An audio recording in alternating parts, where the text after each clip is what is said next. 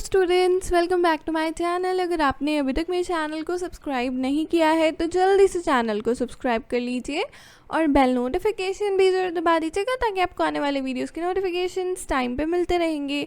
आज की वीडियो में हम बात करेंगे अ चेंजिंग एनवायरनमेंट के बारे में। ये ऑलरेडी हम इस टॉपिक के बारे में लास्ट वीडियो में बात कर चुके हैं। आप जाकर के प्लेलिस्ट चेक कर सकते हो। अभी मैंने प्लेलिस्ट बनाई है हिस्ट्री सब्जेक्ट की, ठीक है, क्लास 6 की। तो हम हिस्ट्री का चैप्टर नंबर 2 कर रहे थे। तो ये चेंजिंग एनवायरनमेंट के बारे में तो हमने देखा कि भाई 12,000 साल पहले एनवायरनमेंट में चेंजेस होने लगे थे, इसीलिए तो इसे मीज़ोलिथिक पीरियड बोला गया था, राइट। 12,000 से लेकर 10,000 साल तक का जो पीरियड था वो मीज़ोलिथिक पीरियड कहलाता था। तो इसमें क्या हुआ ना, अराउंड 12,000 ईयर्स अगो क्लाइमेट में चेंजेस आने लग गए। जब क्लाइमेट में चेंजेस आए, वार्मनेस मतलब गर्म क्लाइमेट होने लग गया, तो क्या हुआ, ग्रास उगने लग गई, ग्रास लैंड डेवलप हो गई। जब ग्रासेस उगने लग गई तो जो भी एनिमल्स ग्रास को खाते थे वो ग्रासलैंड्स की तरफ आने लग गए, और वो लोग जो इनको हंट करते थे या जो इनको पालते थे वो भी इनके पीछे पीछे ग्रासलैंड्स की तरफ आने लग गए। और जब वो ग्रासलैंड्स की तरफ आने लगे वो वहीं सेटल हो गए, और फिर उनका हैबिटेट चेंज हो गया, उनकी हैबिट्स चेंज हो गई, और वो हर्डिंग और रेयरिंग करने लग गए। मतलब वो चरवाहने लग गए अपने पशु को, और साथ में वो उनका रेयरिंग मतलब ध्यान भी रखने लग गए, उनको पालने लग गए, उनका डोमेस्टिकेशन करने लग गए, जिससे कि उन्हें भी फ़ायदा होता था। जैसे कि अब काऊ है, उसको डोमेस्टिकेट करने से क्या होगा, उनको दूध मिलता था, राइट। तो इसी तरीके से वो डोमेस्टिकेशन शुरू हो गया। तो जो फार्मिंग और हर्डिंग की बिगनिंग थी ना, वो स्टार्ट हो गई।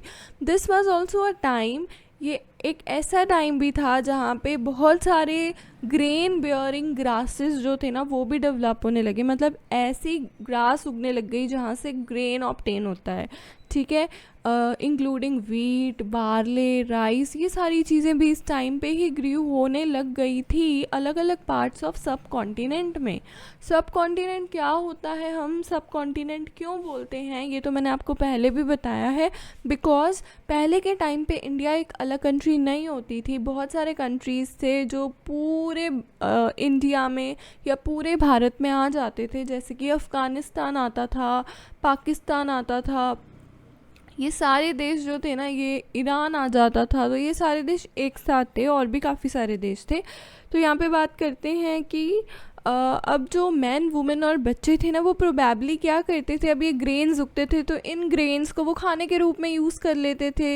एंड उन्होंने धीरे धीरे सीखा कि कैसे वो खुद भी ग्रेन्स को ग्रो कर सकते हैं, ठीक है, उन्हें राइपन कर सकते हैं, मतलब पका सकते हैं, कैसे वो प्लांट्स को ग्रो कर सकते हैं, ये भी चीज़ उनके दिमाग में आने लगी। और इस वे में वो धीरे धीरे फार्मर्स बन गए, किसान बन गए। जो लोग थे वो अट्रैक्ट करने लगे एंड टेम करने लगे एनिमल्स को, मतलब उन्हें लालच दे करके पालने लगे। जैसे कि घर के बाहर कोई चीज़ को छोड़ देना एंड फिर डॉगी वहाँ आ जाए या फिर कोई भी और एनिमल वहाँ आ जाए, वो उसको खा ले, फिर उनको थोड़ा सा उनका पालन पोषण करना शुरू कर देना, ये सारा वो करने लग गए थे उस टाइम पे। नियर देयर शेल्टर्स, जो जहाँ पे वो रहते थे वहीं पे ही जो पहला एनिमल था जिसको टेम किया गया था वो डॉग का एंसेस्टर था, वाइल्ड एंसेस्टर था, ठीक है। सबसे पहले एक डॉग को ही टेम किया गया था। लेटर लोगों ने सीखा एनिमल्स को एनकरेज करना, that were relatively gentle to come, like वो उनके कैंप्स के नियर आते थे और उनको वो रेयर करते थे, उनका वो डोमेस्टिकेशन करते थे। जैसे कि sheep, got, cattle and pig भी जो हर्ड्स में रहते थे, मोस्ट ऑफ देम वो एट ग्रास ही खाते थे, तो वो भी उस टाइम पे ग्रासलैंड्स में आ जाते थे। ओफन जो लोग थे उन्होंने इन एनिमल्स को दूसरे एनिमल्स के अटैक से, जो वाइल्ड एनिमल्स थे जो इनको खा सकते थे, इनको मारने की कोशिश करते थे, उनके अटैक से भी उन्होंने एनिमल्स को बचाया, और इस तरीके से वो हर्डर्स बन गए। अब बात करते हैं आगे डोमेस्टिकेशन होता क्या है। बेसिकली डोमेस्टिकेशन मीन्स रेयर करना, उनका ध्यान रखना, ठीक है, उनकी टेक केयर करना, उनको पालना एंड उनसे ही चीज़ों को ऑब्टेन करना, जैसे दूध हो गया या फिर कोई ग्रास उगा रहे हो तो ग्रासेस से आपको खाने का सामान मिल जाता है। तो डोमेस्टिकेशन क्या है, ये एक नाम है जो एक ऐसे प्रोसेस को दिया गया है जहाँ पे जो लोग होते हैं वो प्लांट्स को ग्रो करते हैं और एनिमल्स का ध्यान रखते हैं।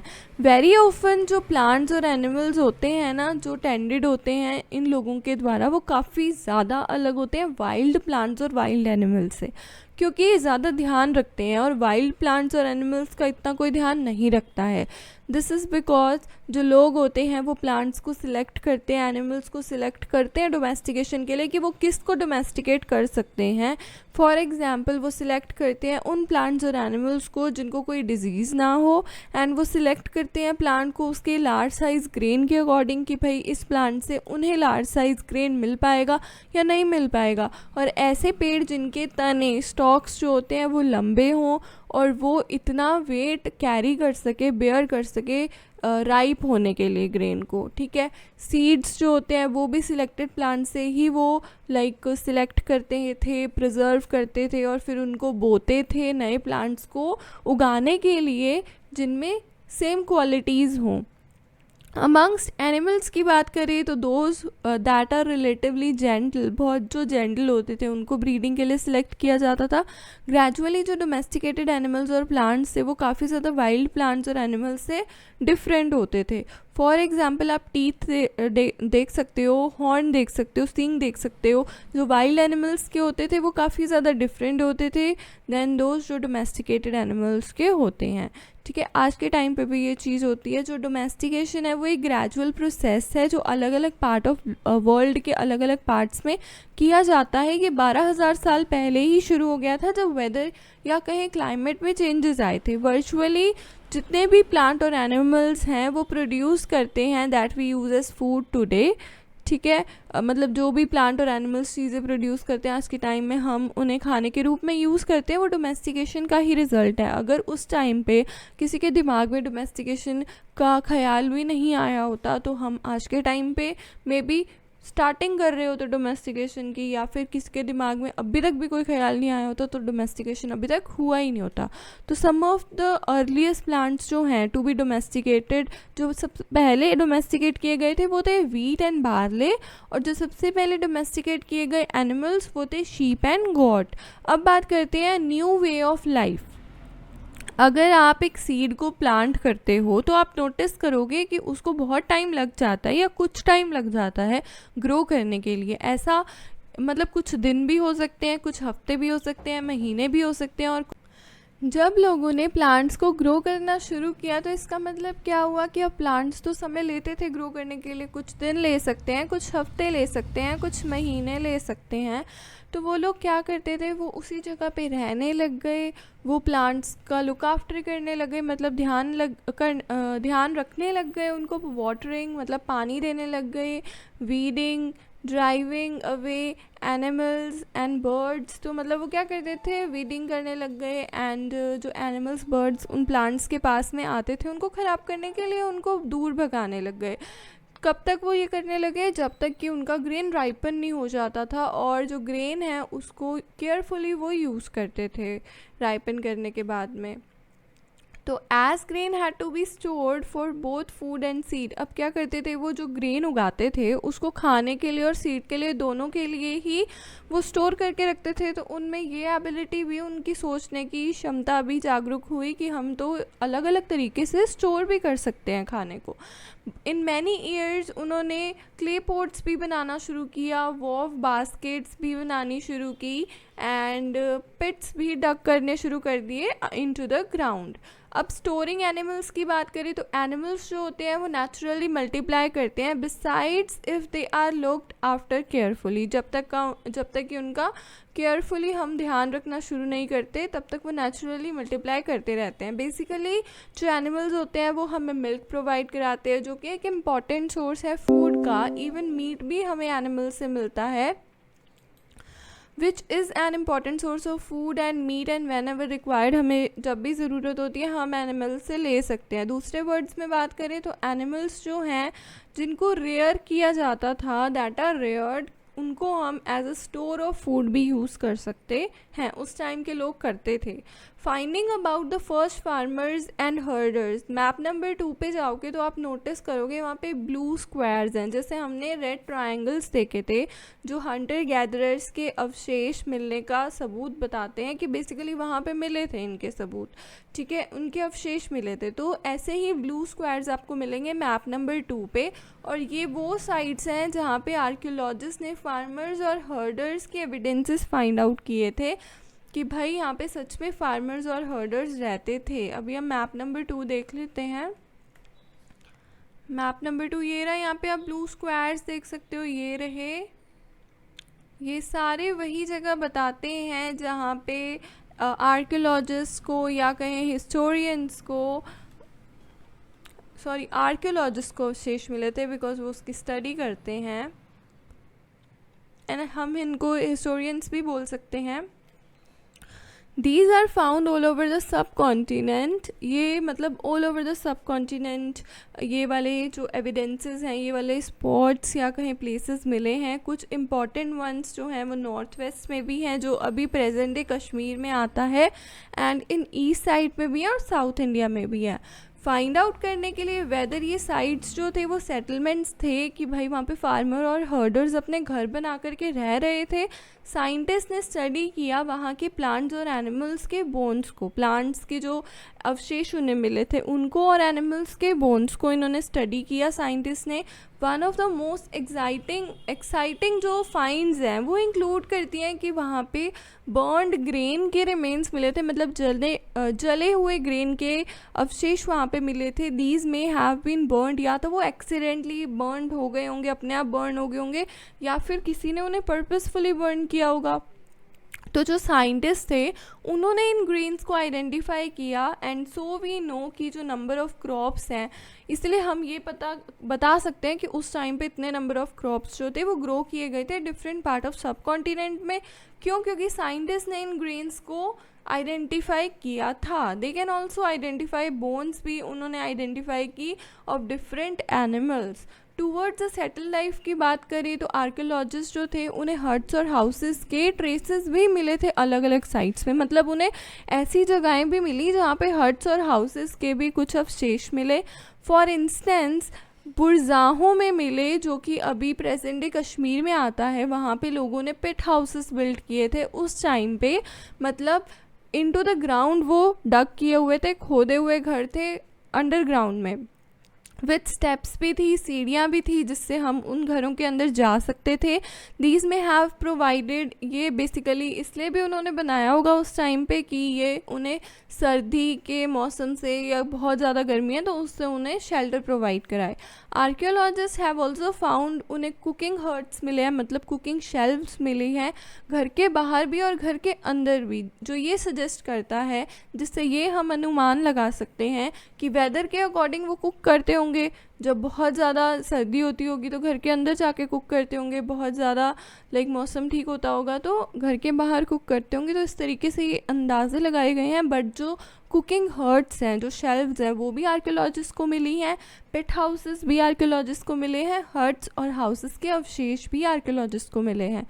ठीक है, जो स्टोन टूल्स हैं वो भी फाउंड हुए बहुत सारे साइट्स पे। मैनी ऑफ दीज, काफ़ी ज़्यादा ये पैलियोलिथिक टूल से डिफरेंट थे, इसीलिए इन्हें नियोलिथिक टूल भी कहा गया। ये टूल्स इंक्लूड करते थे पॉलिश्ड, मतलब ये जो टूल्स थे ये पॉलिश थे, जो कि एक फाइन कटिंग एज देते थे। मोर्टर्स, पेस्टल्स यूज़ होते थे ग्राइंडिंग करने के लिए ग्रेन्स को एंड दूसरे प्लांट को प्रोड्यूस करने के लिए भी। ठीक है, उसके बाद जो मोटर्स और पेस्टल्स थे आर यूज, वो भी उन्होंने यूज़ किए ग्रेन्स को ग्राइंड करने के लिए। सेवरल थाउजेंड ईयर्स अगो ये चीज़ होने लग गई थी। एट द सेम टाइम जो पैलियोलिथिक टाइप के टूल्स थे वो भी कंटिन्यू रहे, कि वो भी बनते रहे, यूज़ होते रहे। एंड रिमेंबर कुछ टूल्स जो थे वो बोन्स के भी उस टाइम पे बनाए जाते थे, ज़रूरी नहीं था कि पत्थर के ही बने। बहुत अलग अलग तरीके के अर्दन पोट्स भी, मतलब मिट्टी के पोट्स या घड़े भी उन्होंने बनाए थे, वो भी मिले हैं। एंड ये दीज वर समटाइम्स, इनको डेकोरेट भी किया गया, बहुत डेकोरेटेड भी मिले हैं। And were use for, basically ये चीज़ें स्टोर करने के लिए उस टाइम के लोग यूज़ करते होंगे। लोगों ने पोट्स बनाने या पोट्स यूज़ करने शुरू किए होंगे खाना कुक करने के लिए, स्पेशली राइस को कुक करने के लिए, वीट को, लेंटल्स को, दैट नाउ बिकम, जो कि अभी एक इम्पॉर्टेंट पार्ट बन गए हैं हमारी डाइट का।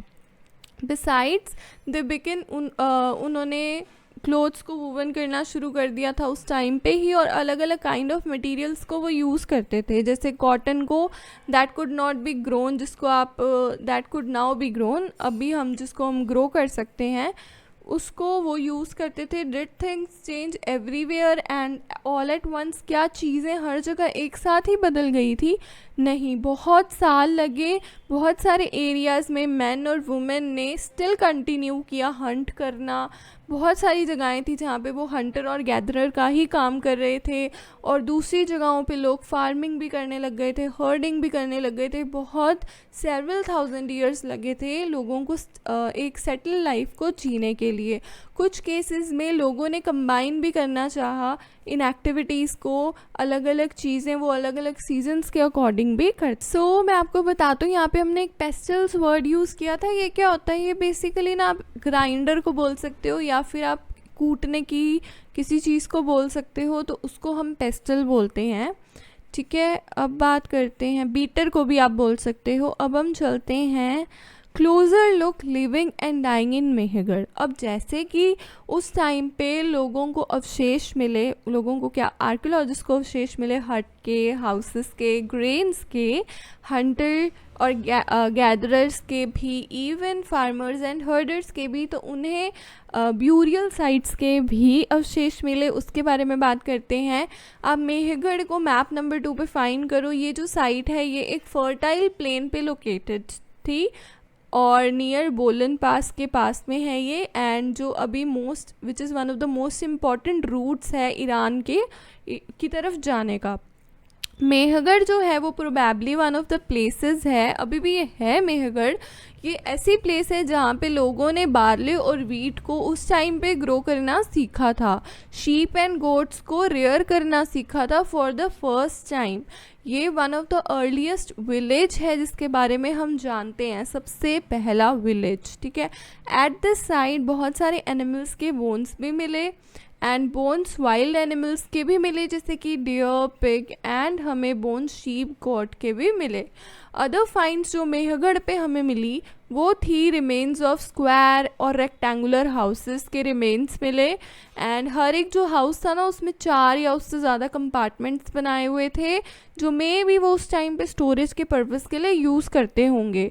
और जब लोग मर जाते थे उनके रिलेटिव्स जो थे और जो उनके फ्रेंड्स थे उनको रिस्पेक्ट पे करते थे, पीपल जो थे वो लुक आफ्टर करते थे, उनका ध्यान रखते थे।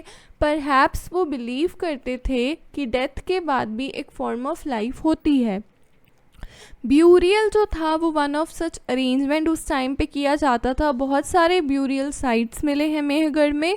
इन वन इंस्टेंस जो डेड पर्सन थे उनको गॉड्स के साथ भी, एक बार क्या एक टाइम ऐसा भी था जब गॉड के साथ में ही डेड पर्सन को ब्यूरी मतलब उसको टोटली ब्यूरिड कर दिया जाता था, and which were probably meant to, ऐसा इसलिए किया जाता था कि क्योंकि ये समझा जाता था कि नेक्स्ट वर्ल्ड में वो गोट को अपने खाने के रूप में यूज़ करेंगे। ठीक है, उन्हें दफना दिया जाता था गॉड्स के साथ में ही। एल्सवेयर की बात करते हैं, केव पेंटिंग्स फ्रांस में मिली। केव मतलब बेसिकली जो केव्स होते हैं ना, गुफाएं होती हैं, वहाँ गुफाओं की पेंटिंग्स फ्रांस में मिली। फ्रांस को आप अपने एटलस में फाइंड आउट करो, ये पेंटिंग दे रखी है बिलो, वो एक केव से मिली है हमें जो कि फ्रांस में थी। केव मतलब गुफा। ये जो साइट है ये डिस्कवर की गई थी 4 स्कूल के बच्चों के द्वारा मोर देन 1000 ईयर्स अगो। पहले ये पेंटिंग डिस्कवर हो चुकी है। पेंटिंग्स जो ऐसी थी ये 20,000 से 10,000 साल पहले के बीच में बनी है, और many of these were animals की ज़्यादातर ये पेंटिंग्स मिली हैं, जैसे कि वाइल्ड हॉर्स, ऑर्ट्स, एक एल्डर वाइल्ड फॉर्म होती है ये कैटल की, bison and woolly, rhinoceros, reindeer, bear painted in bright colours में इनको पेंट किया जाता था। ये जो कलर्स थे ये बनाए जाते थे मिनरल्स से, जैसे कि ऑर्ची या फिर आयरन ओर एंड चारकोल, इनसे ये कलर्स बनाए जाते थे। And it is possible that ये जो पेंटिंग्स थी वो सेरेमनियल ओकेजन्स पे बनाई जाती थी। ऑन परहैप्स दे मेड या फिर किसी स्पेशल रिचुअल्स के लिए वो बनाते थे जो हंड्रेड्स के द्वारा उस टाइम पे परफॉर्म किया जाता था, जैसे कि वो अपने प्रे के सर्च के फॉर्म में जा रहे हैं ऐसा कुछ वो ड्रॉ कर देते थे। तो ये केव की एक पेंटिंग मिली है केव में से फ्रांस के अंदर। एल्सवेयर में एक और चीज़ है नियोलिथिक साइट की। टर्की को आप अपने एटलस पे फाइंड आउट करोगे तो one of the most famous Neolithic site है ये कैटल हुयूक, जो कि टर्की में फाउंड हुई थी।